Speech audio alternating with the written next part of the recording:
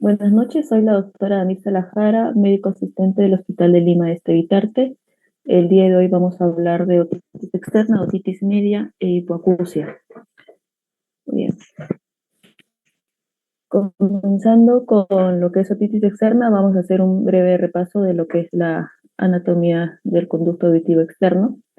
Este mide 2.5 centímetros aproximadamente y vamos a tener una porción externa que es la cartilaginosa con tejido celular subcutáneo, y en esta parte cartilaginosa vamos a ver que tiene los folículos pilosos, las glándulas sebáceas, las apocrinas, que son las productoras de cerumen, que sería esta parte de la porción cartilaginosa, y luego tenemos la porción ósea, que debe estar cubierta por piel, que está bien adherida firmemente a lo que es el hueso. En lo que es el mecanismo de defensa del conducto auditivo externo, tenemos que tiene pH bajo, ácidos grasos en las secreciones, lisosimas también en secreciones, y va a tener una conservación del mecanismo de autolimpieza por migración hacia afuera del epitelio. Entonces, si alguna de estas fallara, es ahí donde se produce la desecación, la pérdida de elasticidad, la atrofia de las glándulas, tanto las sebáceas como las ceruminosas, y va a haber mayor propensión a lo que es las infecciones. Entonces, la otitis externa, por definición, es la inflamación de la piel del conducto del oído externo con extensión eventual al resto de la piel, del pabellón auricular y los tejidos vecinos, como es el tejido celular subcutáneo, el cartílago y el hueso. Esto ya son complicaciones mayores, ¿no? Cartílago y hueso. ¿Qué va a predisponer a tener un cuadro de otitis externa? La más común siempre va a ser la lixiviación excesiva del cerumen, las personas que utilizan hisopos, que utilizan ganchos o utilizan llaves, ¿no? También tenemos en verano, que es más común, y en los niños es el nadar en la piscina o el mar con aguas contaminadas. En verano vamos a ver otitis externa por la natación. Luego tenemos las enfermedades dermatológicas, como puede ser la psoriasis, la alergia de la piel, el eczema, la dermatitis seborreica, y cuando hay humedad y el calor del conducto auditivo externo va a permitir la proliferación de los microorganismos. Ya empezando lo que es la etiología, el 98% de los van a ser de etiología bacteriana, y el patógeno más común vamos a ver que es la Pseudomonas aeruginosa, que tiene una prevalencia del 20 al 60%, ¿no? Luego tenemos Staphylococcus aureus con una prevalencia del 10 al 70%, y también va a haber lo que son las infecciones polimicrobianas.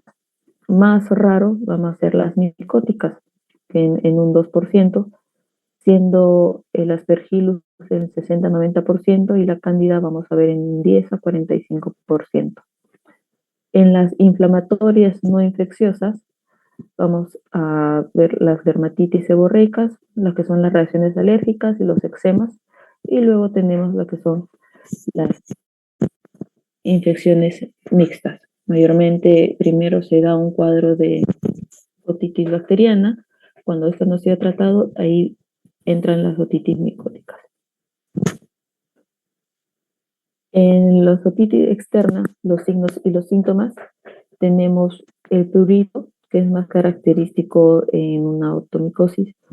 Tenemos otalgia, la sensación de oído tapado por el proceso inflamatorio. Tenemos la disminución de audición, que se va a dar por la inflamación de la membrana timpánica, también de que vamos a ver que el conducto auditivo externo se va a inflamar y va a ser una estenosis del CAE. Otorrea, que es la secreción del oído, pero ocasionalmente es signo de trago positivo, que es patognomónico de una otitis externa. Como se dijo, signos de inflamación y eritema con estenosis del CAE, y dolor, movilización del pabellón auricular. Entonces, al examinar a un paciente, que se va a ver primero signo de trago positivo, es el patognomónico de una otitis externa. El pabellón auricular, vamos a ver hiperemia, puede haber signos de celulitis, y cuando ingresen con el otoscopio vamos a ver edema, eritema de piel, puede haber estenosis del CAE cuando ya ha avanzado un poco más la infección, y secreción ocasionalmente, también la cantidad va a ser variable. Las otitis externas se van a clasificar primero en otitis externa aguda, como circunscrita y difusa. Luego tenemos la otitis externa micótica, las otitis externas víricas y otras como son la meningitis dulosa, las virales o síndrome de Ransom o una pericondritis como una complicación. Para hablar cada una de ellas, vamos a comenzar con la otitis externa circunscrita, que también se define como un furúnculo del CAE.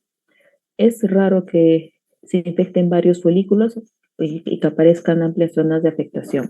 ¿Sí? Entonces, como por definición, es una infección del folículo piloso del tercio externo del conducto auditivo, como pueden ver en la imagen. Se va a notar una pequeña tumoración de apariencia fluctuante. En lo que es su etiología, vamos a tener que es más común por Staphylococcus aureus. Y el paciente, ¿qué va a presentar? Va a ir por un dolor de oído, una notalgia, que va a aumentar a la presión en la zona del furúnculo. Al examinar el conducto auditivo externo, van a apreciar una tumoración de aspecto inflamatorio en la cara anterior inferior del conducto auditivo, como pueden ver acá, y este es en un caso más complicado que al tocarlo con alguna pinza o con el mismo óptico, van a ver que va a fluctuar, ¿no? Y puede haber adenopatías, satélites pre y retroauriculares. En una otitis externa difusa, que va a ser por una infección de la epidermis, la dermis y el tejido celular subcutáneo del conducto auditivo externo. Vamos a ver una infección en toda su extensión del conducto auditivo externo. La etiología más que todo es por Pseudomonas aeruginosa, Staphylococcus aureus, y en la Pseudomonas va a ser lo más común en un 76%. El paciente va a presentar otalgia unilateral o bilateral. Algunas personas se manipulan el oído y pueden llevar con el mismo dedo el, la arteria al otro oído. Va a haber otorrea, va a haber hipoacusia. ¿Por qué va a ser la hipoacusia? Porque como ven el conducto auditivo va a estar inflamado. Entonces va a dar una pérdida auditiva, ¿no? Va a haber dolor al movimiento de la región periauricular y mandibular. Entonces, en la imagen vamos a observar un edema importante del conducto auditivo externo y puede llegar a ocluirse casi por completo el CAE. Como se puede ver en la imagen, hay secreción y esto va a producir hipoacusia. Para lo que es el tratamiento, en la otitis externa circunscrita vamos a dar tratamiento con pomadas, un tratamiento tópico, ácido fucídico, puede recetar lo que es mupirocina en el conducto auditivo externo cada 8 horas durante una semana. Vamos a asociarlo con un antibiótico bioral que puede ser ciprofloxacina o moxicilina y para manejar la inflamación, un AINE, ¿no? Si es que si está bastante fluctuante lo que es el furúnculo, se le puede hacer un pequeño corte y debridarlo, ¿no? En una otitis externa difusa, acá sí o sí tenemos que dar un tratamiento tópico y un tratamiento bioral. El tratamiento en gotas mayormente se da lo que es ciprofloxacino con hidrocortisona en gotas por 7 días, asociándolos más que todo, si ya estamos dando ciprofloxacino en tópico, podemos asociarlo con una amoxicilina con ácido clavulánico y de todas maneras recomendar los cuidados generales que debe tener la persona en casa, que no estar manipulando el oído con cuerpos extraños y que no ingrese el líquido, que eso es bastante importante, ya que el líquido contaminado estamos llevando más bacterias a al oído infectado. En lo que es una otitis externa micótica, que se conoce como otomicosis, este es producido por hongos saprófitos que van a ser oportunistas y se van a contraer en el CAE. Lo más frecuente son el tratamiento prolongado de gotas óticas y exposición continua al agua. Entonces, ¿qué va a hacer? Va a macerar el conducto, va a cambiar su pH y más el calor y no haya condiciones adecuadas, puede ser un crecimiento fúngico. Entonces, acá tenemos factores predisponentes, elevada humedad, maceración como efecto del sudor, calor en climas húmedos cálidos o tratamiento largo de gotas y corticoides, ¿no? En lo que es su etiología está el Aspergillus, niger, fumigatus y flavus. Eh, el paciente, ¿por qué va a ir? Va a ir primero por prurito. Va a ver que pica el oído, luego va a tener otorrea acuosa, secreción acuosa, sensación de oído tapado debido a la otorrea y un dolor moderado. No es tan intenso como una otitis bacteriana. En la otoscopía se va a ver un engrosamiento y enrojecimiento del conducto auditivo externo y también va a haber secreción. Entonces, ¿cómo nos vamos a guiar? Si vemos una masa con hijas de cabezuelas negras, vamos a ver como puntos negros, vamos a pensar en un Aspergillus niger. Si vemos de uno de aspecto amarillento, una masa de aspecto amarillento, nos guiamos por Aspergillus flavus. Y si vemos una masa que parece papel machacado, es el Aspergillus fumigatus. Como se puede ver en las imágenes. Entonces, el tratamiento, lo primero que se debe hacer es o aspirar, si no tenemos aspiración en consultorio, lavar el oído y retirar toda la secreción para que pueda ingresar el tratamiento tópico. Mayormente son lo que damos es imidazoles en gotas y se tiene que decir al paciente los tratamientos de hongos duran bastante tiempo, son más o menos 15 días. Y luego de terminar el tratamiento antibúngico hay que mantener el oído seco, entonces lo que recetamos es alcohol baricado en gotas diarias durante 15 días más. ¿Mm? Entrando a las otitis externoepíricas, tenemos la meningitis bulosa, la otitis externa por herpes simple y la otitis externa por varicela zoster. Entonces, la meningitis bulosa, esta es una enfermedad producida mayormente por virus que afecta lo que es la parte profunda del CAE y la membrana timpánica. O sea, un resfrío común. En su etiología sí tenemos el virus del resfrío común, tenemos el rinovirus, el influenza 1-4, tenemos el virus incisional respiratorio y el adenovirus. El paciente que nos va a referir un dolor de oído porque se va a afectar la capa epidérmica de la membrana timpánica. Entonces, este dolor va a desaparecer cuando se rompan las vesículas que se ven en la membrana timpánica.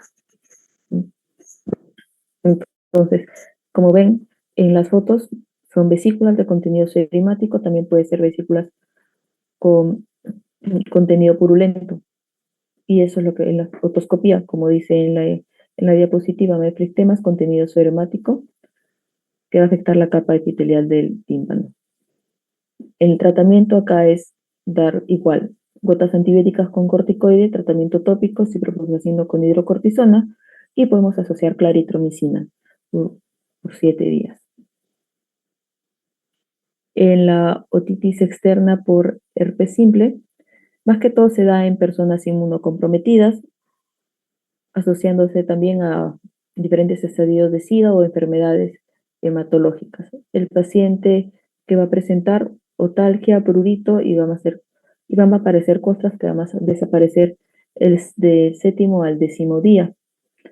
En la otoscopía que vamos a ver las típicas vesículas que son por herpes que vamos a evolucionar a lo largo de los días a costras. El tratamiento que se va a dar es aciclovir en forma tópica y también lo vamos a asociar a tratamiento vía oral con aciclovir o valaciclovir cuando es una enfermedad más severa. En el síndrome de Remsen-Hunt, esto ocurre por una afectación en el ganglio funiculado del 7º par craneal, que se sabe que es el facial, y va a haber afectación cutánea del conducto auditivo externo con lesiones tipo herpéticas. Acá tenemos también lo que es la triada de Hunt, la parálisis facial ipsilateral, otalgia y las vesículas que vamos a ver en el canal auditivo y en el paladar duro o en el tercio anterior de la lengua. Entonces, ¿por qué sea esto? Porque hay una afectación en el área de sensitiva del 7º par, entonces, que es el área de Remsen-Hunt. Entonces, un síndrome más complejo de esto nos puede llevar a una hipoacusia neurosensorial súbita, que la vamos a ver en el tema de hipoacusias. El tratamiento, igual corticoides, aciclovir, valaciclovir y las soluciones antisépticas sobre las vesículas epidérmicas. Entonces, resumiendo en general el tema, vamos a ver que la otitis externa circunscrita, como se dijo, por manipulación del conducto auditivo externo. También puede ser personas que utilizan prótesis, o sea, los audífonos para poder escuchar mejor. En clínica, dolor de oído, secreción, si es que fuera a drenar, y que vamos a ver en la otoscopía un furúnculo del conducto auditivo. Cuando es difusa, es más que todo manipulación del CAE, igual el uso de prótesis, baño con humedad excesiva, va a haber otorrea acuosa y que vamos a ver en la otoscopía un CAE edematoso hiperémico estenosado, ¿no? Y en la otomicosis, que ya se sabe que es por el calor, la humedad o tratamiento prolongado por gotas óticas, lo más característico que vamos a ver es el prurito, notalgia, y vamos a ver, como se dice, las cifas y las masas en el conducto auditivo externo. Entrando ya a otitis media aguda, que es OMA. Esta es, OMA, como se sabe, es una enfermedad con alta prevalencia a nivel mundial, principalmente lo vamos a ver en edad pediátrica. Se sabe que 60-80% de los niños tienen al menos un episodio de otitis media aguda en el primer año, el 80-90% en los 2 a 3 años. No vuelve a haber un nuevo pico en los 4 y 5 años, cuando ya ingresan al nido y es más frecuente en los niños que en niñas. Entonces, la otitis media aguda, por definición, es un proceso séptico-inflamatorio de recubrimiento del mucoperiostro del oído medio y mastoides, y va a haber acumulación de líquido rectotimpánico, y siempre se va a relacionar a enfermedades de vía aérea superior, puede ser etiología viral y bacteriana. En los factores ambientales, con niños, es asistencia a guardería, la lactancia materna ausente, exposición a humo de tabaco y en los meses de invierno. En los factores del huésped tenemos genéticos, inmunodeficiencias, anormalidades del sistema inmune, vamos a ver en deficiencia de inmunoglobulinas, puede haber neoplasias malignas, tratamientos inmunosupresores o SIDA. También tenemos las malformaciones congénitas y el reflujo gastroesofágico. En su etiología mayormente son virales, en 25-50%, luego tenemos el estreptococo neumonía del 35%, influenza y epiógenes, ¿no? También tenemos los agentes bacterianos, como el estreptococo del grupo A, estafilococos, gran negativos, microorganismos gran negativos y pseudomonas, ¿no? En lo que es la clínica, la otitis media aguda tiene una triada que va a ser otalgia, fiebre y irritabilidad en el niño. Es lo más común. Entonces, en la clínica va a haber otorrea, otalgia, irritabilidad, llanto intenso, puede haber fiebre, vómitos, rechazo a los alimentos, y en la otoscopía fijarse siempre en una membrana timpánica hiperémica que debe estar abultada, con poca movilidad y debe estar opaca. ¿Cómo sabemos si hay poca movilidad? Pues le vamos a decir al paciente que haga la maniobra de Valsalva, taparse la nariz, la boca y empujar o tratar de destapar el oído. Ahí se va a dar cuenta de que la membrana timpánica no está teniendo una buena movilidad. Ahora venimos por los estadios. En el estadio 1 vamos a ver que es el estadio de membrana timpánica hiperémica, y se va a ver también la hiperemia a lo largo del mango del martillo. Entonces, vamos al examen que vamos a ver, hipoacusia, disculpe, membrana timpánica hipervascularizada, que está hiperémica, y el paciente que les va a referir sensación de plenitud va a sentir el oído tapado, va a sentir que no está escuchando bien, entonces va a tener una hipoacusia conductiva, puede presentar fiebre y también va a referir dolor de oído, otalgia. En el estadio 2, que es el estadio de exudativo, la membrana timpánica se va a engrosar y se va a bombar. También vamos a tener una hipoacusia conductiva, que es porque el oído está ocupado, el oído medio. Va a haber un dolor de oído, una otalgia severa, va a haber más sensibilidad y va a haber edema en el antromastoideo.